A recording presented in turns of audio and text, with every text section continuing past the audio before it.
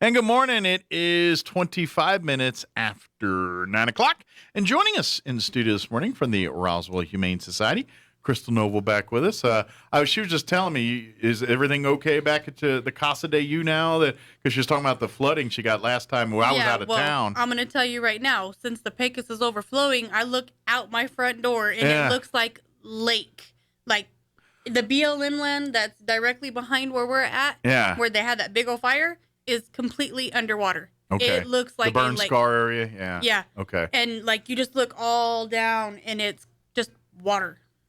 Well, you got some lakefront property for a little bit anyway. Yeah. So now all the rattlesnakes are just... mosquitoes, all that's going to be... Mosquitoes, rattlesnakes, all the bugs are just coming up this way. But well, if you see dragonflies, leave them alone. Because they eat the mosquitoes. There's a ton of dragonflies. And I was like, hi. Yeah, they're your friends. Welcome to my casa. Yes, come and they'll eat the skeeters and all that. So will bats.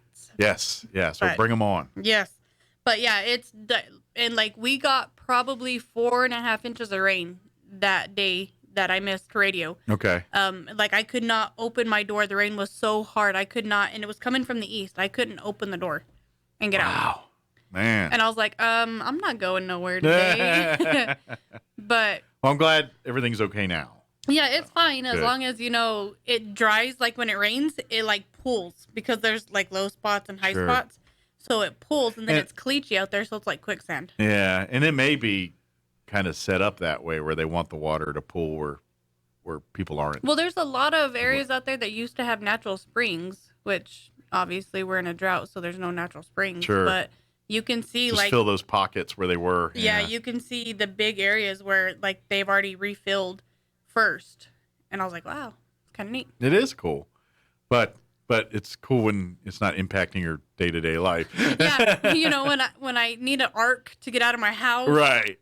It's not so cool. But, This is the time where I go buy like jet skis or, a motorboat or something. That's right. You got a lake right there. Might as well enjoy it while you got it. Yep. See if you can stock it with some fish. I think the Pecos is somebody got stuck trying to fish off of the overflow on the Pecos last night. So yeah, that's not a good idea. Yeah. No. It's funny because you would think common sense would tell you don't do this, but then you have the people that are like, it won't happen to me. Sure. Yeah, everyone. Yeah, it's always the other person until you're the one they're pulling out of the water or getting stuck somewhere. It's one of those things. Thank goodness our rescue and first responders, they're ready and able for when those people say, it's not going to be me. And then they're it's them. Very well trained in this manner. Yeah. So, of course, for folks that aren't familiar, the Roswell Humane Society is home to many animals here. Yes. It's a no-kill, adoptable. Their whole goal is to collect animals and find good homes for them. That's what they do. When animal control is full, because they're right next door, and there's empty cages at the Humane Society, they're going and rescuing the ones that are on the short list for euthanization out there. So it's a rescue shelter that goes and helps find homes for pets for folks, not just here in Roswell, but all over the Southeast, really, not just even New Mexico, because they've sent animals to Colorado and other places as well, too. So there are a lot of places, unfortunately, that are getting very filled with animals from New Mexico. Yeah. Our area in specific. Yeah, we're turning into a cash crop for stray animals, it seems like. Colorado, I think we've completely overfilled Colorado with dogs. You saturated them? Yeah. All right. Well, Arizona, you're coming now. You're right. Just remember, no long-haired dogs in Arizona. It's too hot. Yeah. They probably want the short-haired, cooler, animals there. Although Texas probably the same way. So maybe Utah for north. Yeah. But anyway, what can help with this problem is spaying and neutering your animals. That is key. That's been our big problem. I know. Obviously, the city of Roswell's done some things to, with the ordinances about chipping and spaying and neuter, obviously. But that's the big thing. The onus is now on the pet owners, people that, if you adopt a pet from the Humane Society or Animal Control, that pet will be spayed or neutered before it calls your home. Yes. That's how it will be. The obviously the Humane Society, they want to make sure so they if you do want a dog, they're going to make sure you have a fenced in yard, a place suitable for the dog. If there's other dogs in the household, there's going to be a meet and greet to make sure everyone gets along before that comes to your home. Meet and greet with kids and everybody in the house. Yeah, and cats, they have to be indoor cats, which means spay and neuter, but we don't want cats that go outside, and because cats they don't live as long when they're outdoors. Yeah, they when they rely on just life, they're skinnier, they're less healthy. They generally, you have a cat for 20 years in the house, you get what, a third of that with an outdoor cat, basically? Maybe. Yeah, maybe a third of that. It depends on how good it is. So many more illnesses and viruses as the indoor pet. Yeah, it's sad, but it's true. That's what it is. So if you do adopt a cat, we want to make sure it's a house cat that stays indoors and treat it with love and do all that stuff. And it will be spayed or neutered before it comes home too. So just so you know that. But that being said, that's what they do is they provide. So if you love and want to help out animals, being a part of the Humane Society, either by coming and shopping or certainly adopting, but becoming a member too, all those ways you're supporting to help animals find homes here in Roswell and Chaves County. So. We have, and also a way would be shopping at the thrift store. Yes. One of the things that the thrift store does is it helps us be able to provide care for these animals. So anytime you donate to the thrift store, all the monies that are earned from the sales go towards the maintenance and care of the shelter. And obviously the thrift store, because we have to upkeep the thrift store as well. Sure, yeah. But even helps out, with vet bills. It does, vet bills, light bills, because we don't get our utilities donated. Yeah. That we do have to pay for. And then obviously, when donations are down for litter and treats and things like that, then it goes to offset some of that too. Right. But that's another way you can, like, if shopping and all that, but donate as well. If you want to donate cat litter, by all means, please. But don't get the fancy kind. Just get the garbage stuff. The cheap, because we throw it away every single day. We change it a couple times a day. We have disposable boxes, so that way we don't have to worry so much about the sanitizing in that aspect for the litter boxes. It's for health and safety reasons they do it that way. Cheap, just the cheap. You can even go to the Dollar Tree and get the little 10-pound bags of cat litter. Those things work great. Yeah, they're perfect. It's more cost effective to use the clay cat litter than it is the scoopable. Sure, and let's face it. Anytime you reuse things like that, you're opening up to spreading diseases and things amongst the cats and things like that, or we don't want that. So for sanitation reasons, they do disposal every time. So, but that being said, don't buy the fancy clumping litters and all that. Just the basic, cheapest El Cheapo litter you find there. Grab the bags of that and donate that if you'd like. Or obviously foods and stuff. We can use all that. From puppies to adults, kittens to adults. Dry foods. A lot of people don't realize when we do ask for food donations, we ask for like specific kinds for a reason. Mm-hmm. The reason for that is when you're in a shelter, the main thing that you look at in an animal to tell if there's something wrong with it is their fecal. So if you're feeding that animal food with different colored dyes in it, it's going to discolor their fecal. Makes sense. And then when you're trying to determine if this animal is sick, and if it has blood in its stool, but you're feeding it red dye, it makes it a little harder to determine if that animal is truly sick or not. Gotcha. And a lot of animals actually have an issue with red dyes.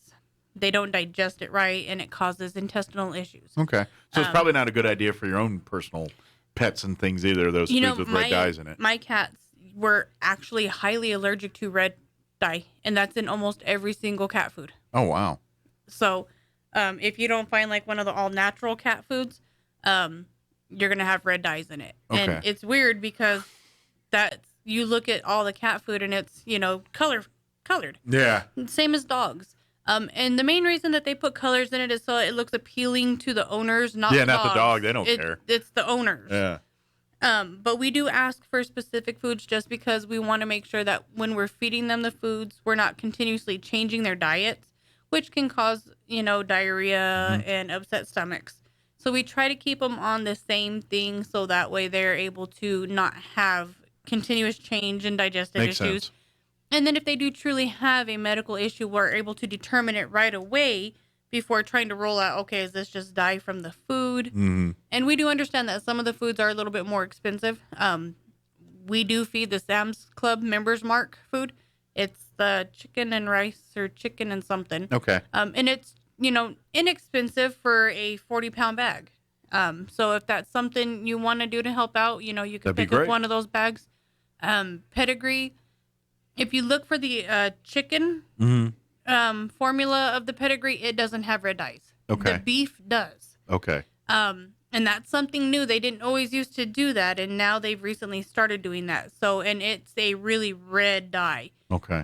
So we try to stay away from anything that has the red dyes. Gotcha. But obviously, anything that is donated is greatly appreciated, and it goes towards helping the animals. Sure.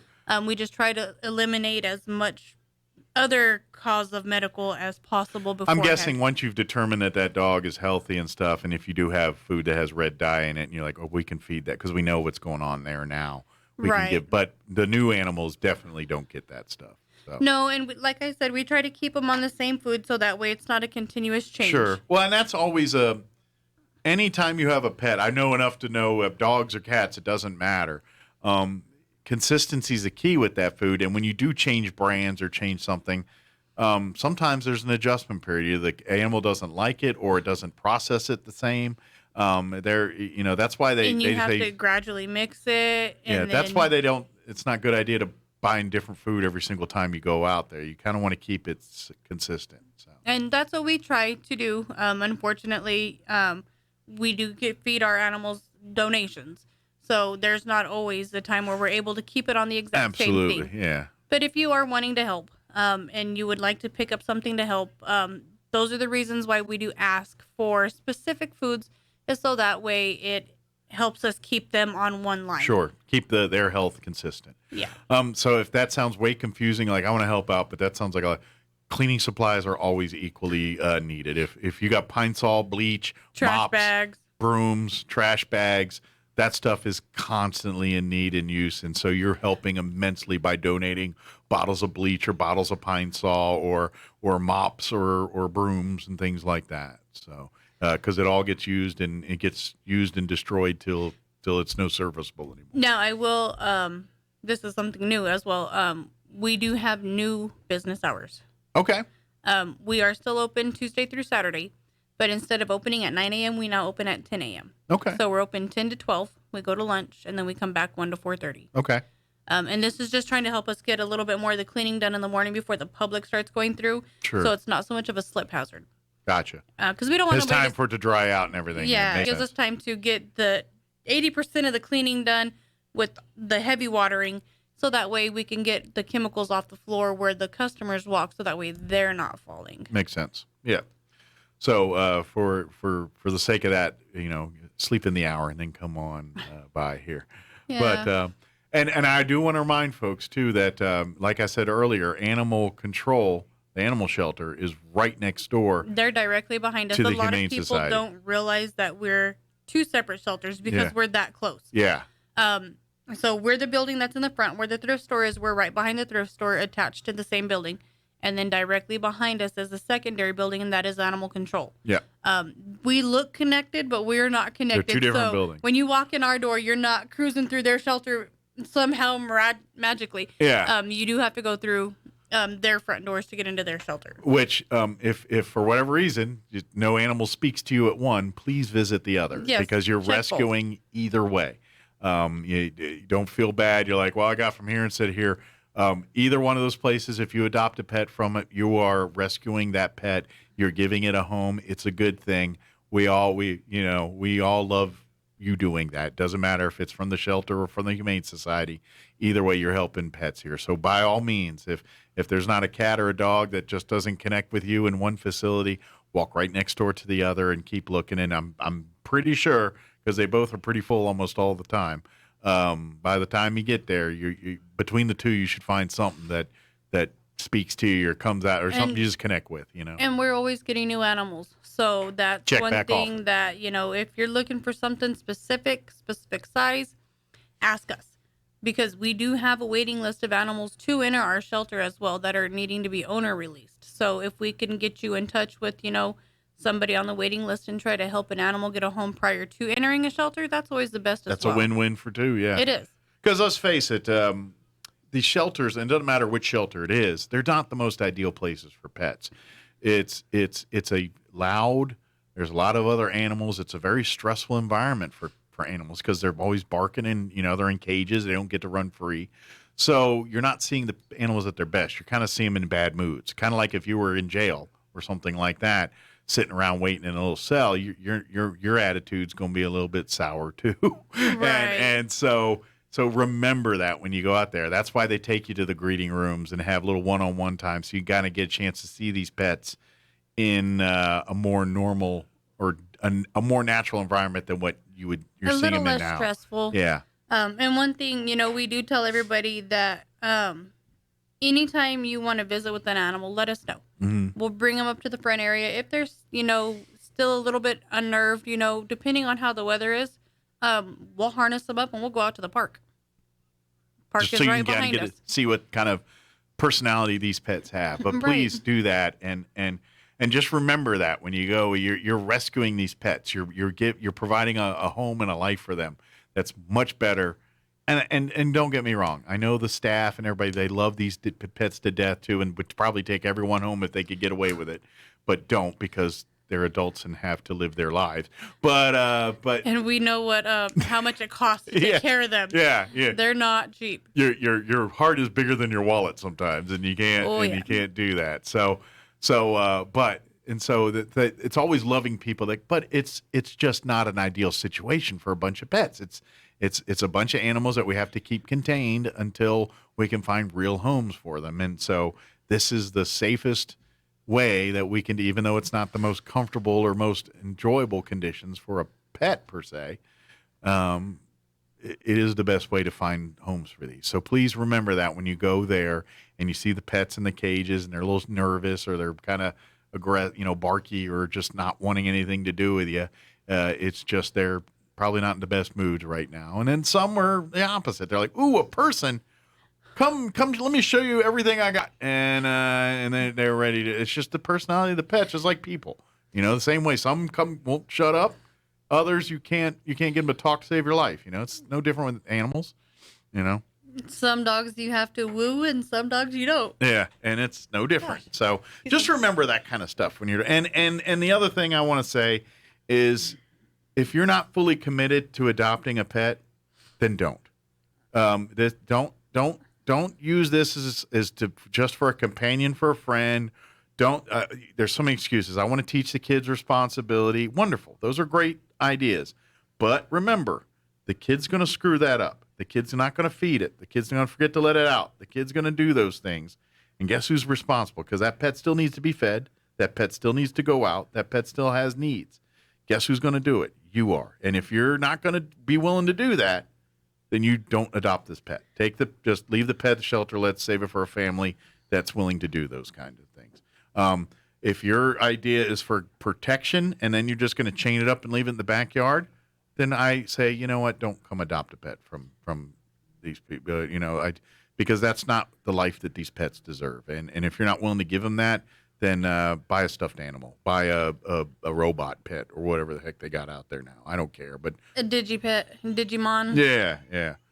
There's so many things that you need to look into before getting an animal. Yeah. The finances that come behind it, the responsibilities that come with it, and the commitment. And if those things are things you don't have or can do, then look at another option. Mm-hmm. We know your heart might be there, but unfortunately your means might not be. Absolutely. And being a pet owner is expensive. The vet bills, the food bills. Obviously, bigger dogs and bigger animals are going to eat more. That's going to cost more than, say, a Chihuahua or a little kitten. But vet bills are very, especially those initial, you're getting the blood work, making sure everything's good to go, that's happy, healthy, spaying, neutering, there's cost to all that. And then, of course, if there's medical conditions, serious ones, they get cancer, they get same things that humans get, and those happen from time to time. And if you're not willing to invest the time and money in that, then maybe you should look elsewhere. So, And one thing that people don't understand, an animal that's in a shelter appreciates a home in a different way than buying one from a breeder. I understand. Yeah, I know exactly what you mean. So when you go to a shelter and you're looking at the animals, they're going to appreciate your home and value the home that you give them a lot different than a dog you've purchased from a breeder. Because as they say, it's kind of like adopting a child from a shelter. Mm-hmm. They know the hardships as to where, natural children and breeding don't. Yeah. And so as my husband is, listening to radio, he says... it's a very good point because it's you're right. And this is why I always say that, like mutts and things I think are smarter dogs. It's the same thing. They're healthier. Well, they're healthier, but I mean, because they weren't treated in a certain way, they were just kind of, you know what I mean? That they appreciate when the love comes in, when they got, nice things, they do tend to be more socially conscious of that in their own unique way, if that makes sense. Mm-hmm. The dogs will, and that's just it. Once the animal gets your routine down, they're going to follow you through a wall. That's just, I've even got cats that do it, and cats don't do that. But I literally have Hannah that follows me everywhere I go, that flops down and rubs down every time I walk into the house. She does dog things and that's because that bond you build with it's all because of that. And that's the only reason. So if you do that, the rest will work itself out. You'll find that being a pet owner is very easy when you put love into the equation. Sure, it's still going to be expensive. But you got a pet that's going to, because the pet knows that you love it. And once that connection's made, you've literally got a friend that will die for you. That's kind of what it's like being a pet owner. Your pets love you more than your spouses do. Yes, exactly. Yes. And it's a great thing to create but you got to commit. You got to put in the time. You got to put in that effort. It's no different than raising a child. And you got to if you want a child to be good. Your child, you have to teach your pet. Yeah. You have to train them and do certain things so that way they know and understand. Yep. It's true. It really, and it does make a difference. So if you're not really willing to do all that, then maybe get fish or do something that's not. Get a hamster, something that you're not looking for. Yeah, something that requires less of your attention, and that way you have something that you can go, ooh, look at the pretty fish, and then you sit back down and watch your program or go by. Just remember to put food and clean that thing every once in a while. Yeah, they do require things too. Yeah, but it's not as needy as a dog or a cat would be. So before we go. I will tell you, we will be at Ace Hardware this Saturday from 10 to 2. It's National Doggy Ice Cream Day. Oh, really? Yes. So there are going to be some ice cream treats for dogs? There will be doggy ice cream and their own special doggy ice cream bowls. Which is going to taste like garbage to you, so don't even try eating it. Your ice cream for you is going to be way better. I mean, you can, but it's not going to taste like your favorite ice cream. It's not our type of ice cream. Yeah. It's a formulated doggy version of ice cream. Dog food's very bland because they can't have the rich spices and things that we have in our diet. It's not good for their digestive system. So and then there's also the Cutest Chihuahua contest this Saturday at the Civic Center. Okay. I will be judging the cutest Chihuahua, so I need to see the Chihuahuas in this town. Come on, people. Now, by cute. Because there's ugly cute. Does ugly cute qualify in the cute? Because there's like certain dogs like cute. Like eyes are just a little bubbly this way, but in some weird way it's still cute, even though it looks like a hot mess. It looks like a gremlin. Yeah. Yes. Okay, good deal. Just want because Chihuahuas in that area can do that. Like you get that one, the tongue, the ears just not right. Or whatever, just is not symmetrical. And we're not looking for your papered purebred cuteness. We're looking for your everyday. Yeah. It's a different kind of cuteness. I just crawled out of bed, hair jacked up, cute. That's what we're looking for. The all natural. All right. So that's again. Remind the times and all. It's going to be this Saturday at the Civic Center. I do believe you have to pay a registration fee. For the Chihuahua contest. There's something else going on at the Civic Center too. I can't remember.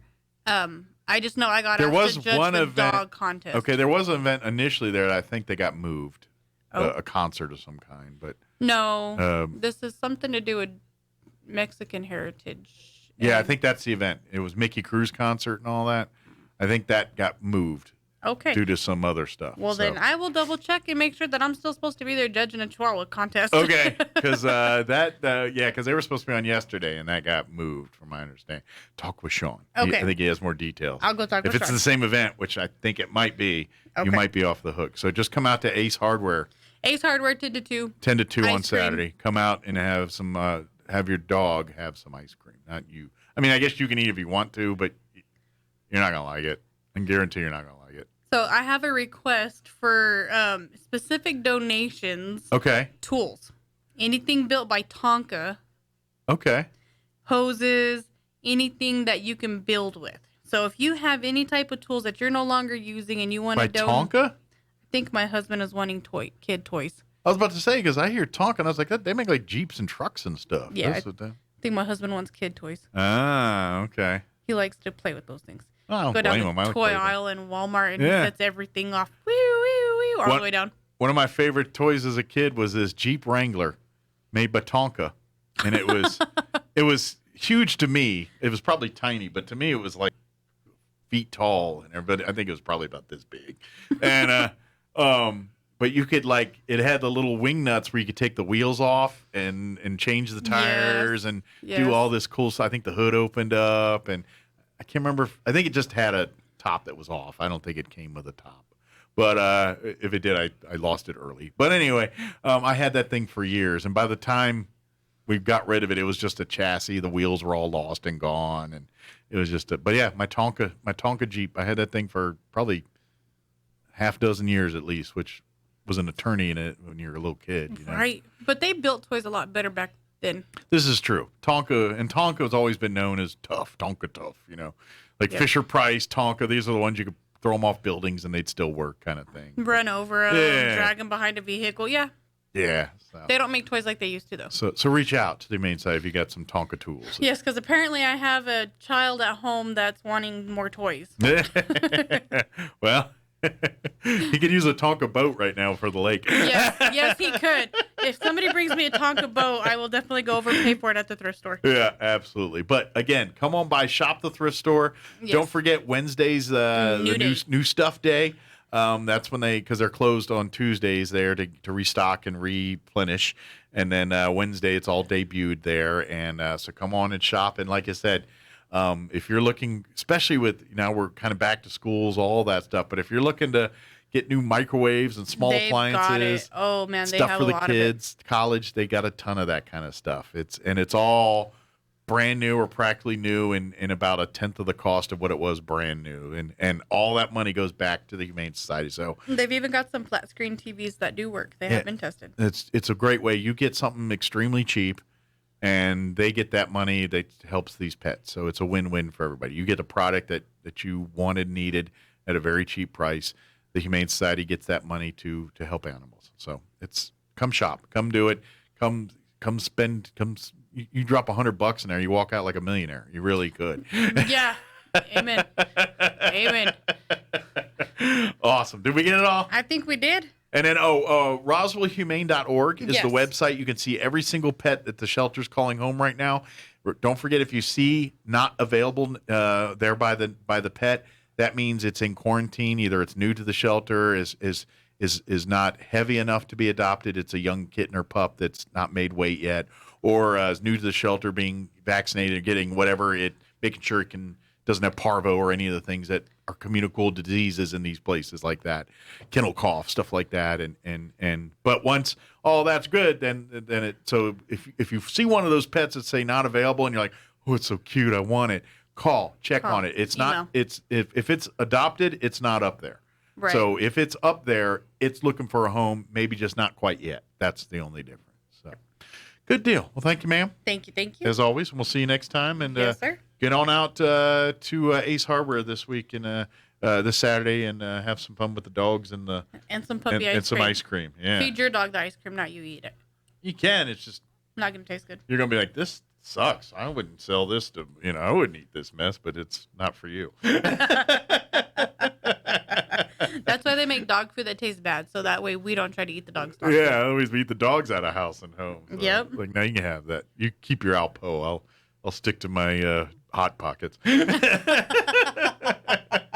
It is 9:55. Quick